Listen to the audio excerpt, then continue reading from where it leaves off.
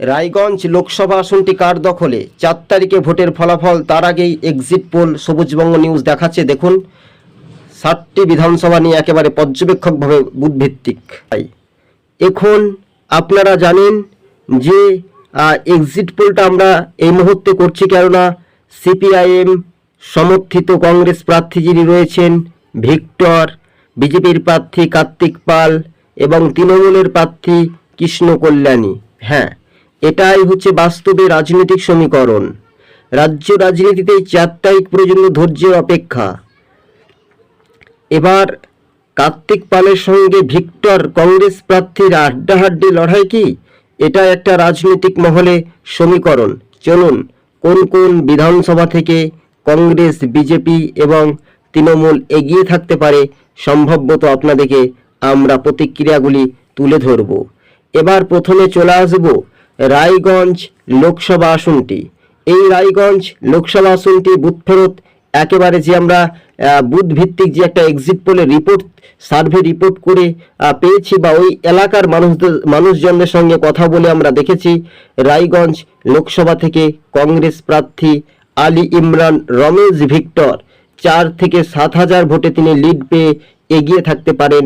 এখানে তৃণমূল বিজেপি পিছিয়ে থাকতে পারে, সেকেন্ড হতে পারেন ভারতীয় জনতা পার্টি সম্ভবত। এখানে কংগ্রেস প্রার্থী ভিক্টর এগিয়ে থাকতে পারেন 4 থেকে 7,000 ভোটের মার্জিনে। ইসলামপুরে কংগ্রেস প্রার্থী 3,500 ভোটে এগিয়ে থাকতে পারেন আলী ইমরান রমেশ ভিক্টর। এখানেও একটা ফ্যাক্টর রয়েছে, এমনটাই সম্ভবত জানানো যাচ্ছে যে এক্সিট পোলে। এবার চলে আসবো গোয়ালপোখর, যা ভিক্টরের রাজ্য রাজনীতির পরিচিত একটা নতুন মুখ। ভিক্টর কি ময়দানে নামতেই ফের মরিয়া শাসক বিজেপি? এটা একটু দেখার বিষয়। তবে গোয়ালপোখর বিধানসভা থেকে এবার কিন্তু 2 থেকে 3,000 ভোটে কিন্তু একটা লিড হচ্ছে সম্ভবত। এবার চলে আসবো চাকুলিয়া, যে চাকুলিয়ার আলী ইমরান রমেজের একেবারে খাস তালুক। সেখান থেকে গড়ে একেবারে ভালো ভোটের মার্জিন কি টানতে পারবেন আলী ইমরান রমেশ ভিক্টর? সবুজবঙ্গ নিউজ আমাদের এই সার্ভে রিপোর্টে কি বলছে তাই সরাসরি দর্শক বন্ধুদেরকে দেখাবো। এটা কোনো রং মাখানো খবর নয়, একেবারে টাটকা সহজ সাপোর্টে এই সম্ভাব্য খবরের আপডেটগুলো অনেক সময় মিলে যেতে পারে।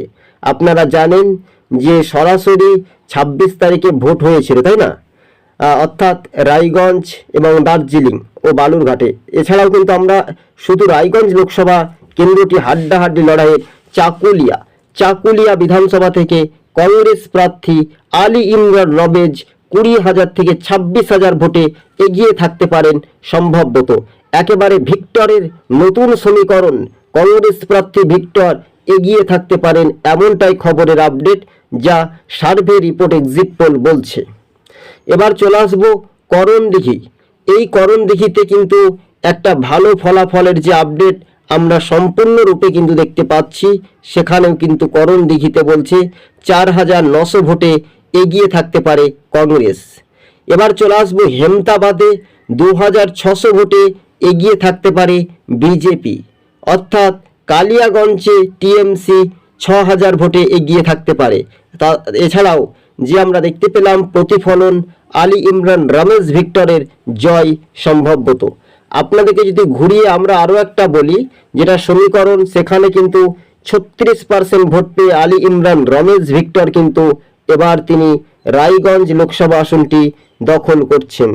এর আগে বিদায়ী সাংসদ ছিলেন সরাসরি আপনারা জানেন দেবশ্রী রায় চৌধুরী, তাকে সরিয়ে ভারতীয় জনতা পার্টি কার্তিক পালকে প্রার্থী করে। অর্থাৎ ভোট গণনার প্রক্রিয়া আপনারা জানেন যে 4 তারিখ, সময় এলে ধৈর্যের বাদ, মানুষের অপেক্ষার বাদ কতটা টিকে থাকে। এই মুহূর্তে যে খবরের আপডেট রাজ্য রাজনীতির বিষয়টা, এমনটাই সমীকরণ বলছে যে মানুষের রায় বা জনতার আওয়াজ সম্পূর্ণরূপে কিন্তু এগিয়ে যাওয়ার যে বার্তা, সেটাই এখন দেখার একটা বিষয়। আপনাদেরকে আরও একবার জানিয়ে রাখি, তৃণমূল কালিয়াগঞ্জে 6000 ভোটে এগিয়ে থাকবে, হেমতাবাদে বিজেপি 2600 ভোটে এগিয়ে থাকবে। অর্থাৎ দুটি থানাতে একেবারে কন্টেস্ট করে বিজেপি ও তৃণমূল দুটি থানা থেকে এগিয়ে থাকছে অল্প ভোটের। এবং চাকুলিয়াতে সবচেয়ে হাইয়েস্ট ভোটে লিড দিচ্ছেন আলী ইমরান রমেশ ভিক্টর, প্রায় 26,000-এর কাছাকাছি 20 থেকে। এবার বলেন আপনারা রাজনৈতিক সমীকরণগুলি কাদের সঙ্গে দাঁড়িপাল্লা ভার করে এগিয়ে যাওয়ার সম্ভাবনা এই রকমের মানচিত্র রূপরেখা হিসেবে আপনারা দেখতে পাচ্ছেন।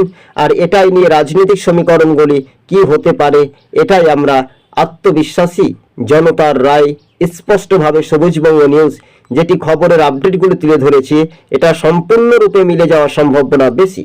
তবে ভিক্টর পেশায় একজন আইনজীবী, ফের আমরা যদি বলতে পারি একজন হেভিওয়েট কংগ্রেস নেতা। দীর্ঘদিনে তিনি ফরওয়ার্ড ব্লকের নেতা ছিলেন। ফরওয়ার্ড ব্লক নেতৃত্ব তাকে রাজ্য দপ্তরের নেতারা তাকে সাসপেন্ড বহিষ্কার করে। ফের অধীর চৌধুরীর হাত ধরে অধীর এবার নতুন চমক দেখিয়ে ভিক্টরকে রায়গঞ্জে প্রার্থী করে। অর্থাৎ দীপা দাস মুন্সির অর্থাৎ প্রিয় রঞ্জন দাস মুন্সির অর্থাৎ তার মুক্তিতে শ্রদ্ধা করে রায়গঞ্জে দীপা দাস মুন্সির শ্রদ্ধা প্রতিজ্ঞা নিয়ে কংগ্রেস সমর্থকদের সঙ্গে নিয়ে বাম জোটের প্রার্থী আলী ইমরান রমেশ ভিক্টরের জয়ের প্রবণতা বাড়ছে। তাই সম্ভাব্য এই আসনটি বিজেপির হাতছাড়া হতে পারে, দখল নিতে পারে ফের কংগ্রেসের একতা নেতা বললেই পারা যায় ভিক্টর। দীর্ঘদিনের রাজনীতিবিদ। ভিক্টর ছিলেন সরাসরি আপনারা জানেন যে প্রাক্তন বিধায়ক ছিলেন। হ্যাঁ, 2021-এর বিধানসভা নির্বাচনে সরাসরি দুটি মেরুকরণের ভোট হয়েছিল, একটা এনআরসি আর একটা সিএ, এবং কারচুপির অভিযোগও উঠেছিল। তাই রাজ্য রাজনীতিতে ভিক্টর এবার পার্লামেন্টে যেতে চলেছে শুধু সময়ের অপেক্ষা কি, এটাই বাস্তবে খুঁটিনাটি আপনাদের সঙ্গে তথ্য বিশ্লেষণ করে সবুজবঙ্গ নিউজ আমরা বিস্তারিতভাবে তুলে ধরলাম। হ্যাঁ, আপনাদেরকে আরও একবার জানিয়ে রাখি 7টি বিধানসভার মধ্যে রায়গঞ্জ, ইসলামপুর, গোয়ালপুখর, চাকুলিয়া, করণদিঘিতে এগিয়ে থাকতে পারে বামজোট কংগ্রেস প্রার্থী। হেমতাবাদে বিজেপি, কালিয়াগঞ্জে তৃণমূল। এই যে সর্বনিম্ন মানুষের রায় বা জনতার যে আওয়াজ, সেটা সম্পূর্ণরূপে দেখা যাচ্ছে। 36% মানুষের বলছে ফের কিন্তু ভিক্টরের ওপর কিন্তু একটা ভরসা রাখতে চলেছে। আমরা বলতে পারি একেবারে চরম হাড্ডাহাড্ডি লড়াই। কৃষ্ণ কল্যাণী তৃণমূলের প্রার্থী, অর্থাৎ তিনি পরাজিত হবেন। তিনি কি জয় হতে পারবেন? না, আসলে কিন্তু মরা ঘায়ে জোয়ার দিয়ে লাভ নেই, তাই না? কার্তিক পাল তিনি প্রার্থী হয়ে কতটা সহযোগিতা পাবেন আমরা যদি দেখি 2019 লোকসভা নির্বাচনের সার্ভে, সেই সার্ভে ভিত্তিকে যে ফলাফল, সেটা কিন্তু সেটা আলাদা নির্বাচন। এবং এখন বর্তমানে মানুষ অনেকটাই বুদ্ধি ভাস অর্থনৈতিক শক্তি মজবুত, শিক্ষা দীক্ষা দিক থেকে অনেকটাই এগিয়ে রয়েছে। তখন এনআরসি একটা মোদির একটা ঝড় উঠেছিল, সেই মোদি ম্যাজিকে একেবারে তছনছ হয়ে বিরোধী ভোট ভাগাভাগি হয়ে বাম কংগ্রেসের ভোটটা পুরোপুরি বিজেপি ও তৃণমূলের দিকে চলে যায়। একদিকে দল ভাঙানোর খেলা, অন্যদিকে বাম কংগ্রেসের একটা ভাঙনের যে একটা পতনে শুরু হয়েছিল 2019 লোকসভা নির্বাচনে, সেটা কিন্তু আর ঘটবে না।